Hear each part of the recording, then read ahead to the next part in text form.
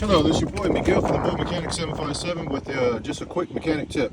If you're working on your brakes and you have to take the caliper off, I cannot emphasize this enough. Never, ever let them hang on the hoses that they have.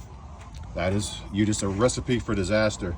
Take yourself a bungee cord, depends on how long and how much room you have.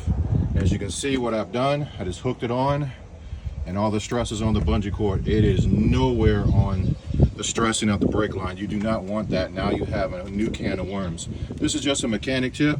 And also, if you have rotors that are stuck, just hit them around, hit them here. And if you can get behind it, knock them out that way, but 9 times out of 10, you can get it right here.